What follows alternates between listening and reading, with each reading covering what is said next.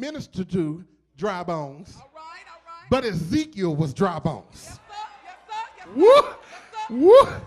How can you minister to somebody when you need somebody to minister to you? Come on, Norwood. Norwood. How can you give a word from the Lord when you need a word from the Lord? Ah, okay, all right. Watch this. Let me see my time. Okay, I gotta stay focused. Watch this. Watch this. In the text, God takes Ezekiel to a place. Right, right, A place to himself. right, A place away from other people. right, A place to where he can minister to Ezekiel's soul right. to make his spirit speak. I said something right there. Let me rewind, play. He took him to a place where he could minister to his what? Soul. So that his spirit could what? Speak. Somebody caught a word, boy. Woo. Okay, now watch this. When he took him to this place, when I read the text and I looked at it, because see, I've been reading this text for about 8 months, so this is about 8 months worth of word I really got inside of me. Right, right. And then God always makes me live what I read. Right. So I not only have the text down, but I got the lifestyle down. Okay, anyway. All right, watch this. So I'm looking at Ezekiel, and I'm like, okay, God, you took this man who already had a dead situation. The bones were already there. Right. Into a drier situation. Sometimes, watch this. This is Rhema. I need everybody's attention.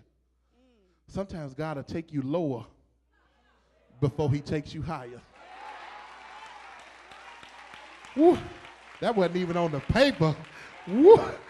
Woo.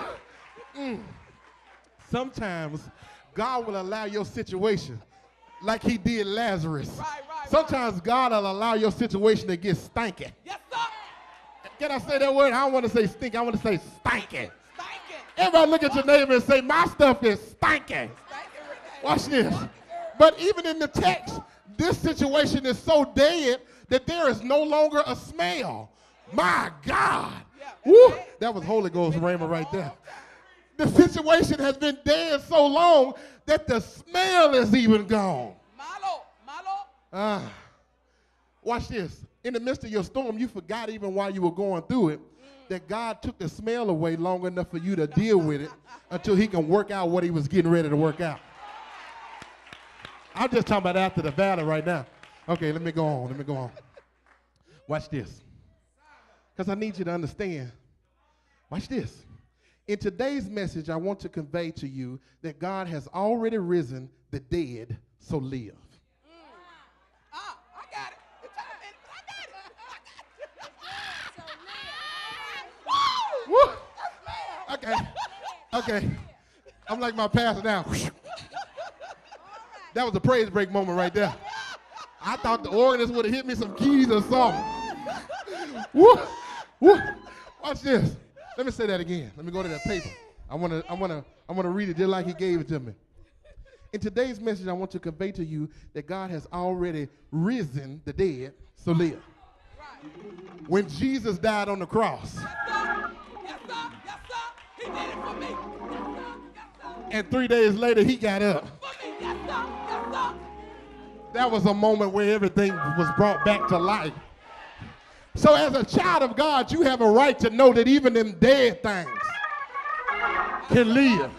All right, now let me fast forward. I'm going to fast forward because I really want to remind me to cover Romans 12 and 2. Remind me to cover that because I need to fast forward a little bit right quick. I want you to understand that what God did was God took Ezekiel to a place, and then he showed him in the place he took him to that he could live. Now, this was not a reality place. This was simply a vision that God had given him. Sometimes God will show you things in your spirit man before you see it in your natural man. So that means that there are things that if you are not in your right mind, you will miss because your spirit is not receiving what the Father is saying. Ezekiel was in this place where he didn't believe that they could live again.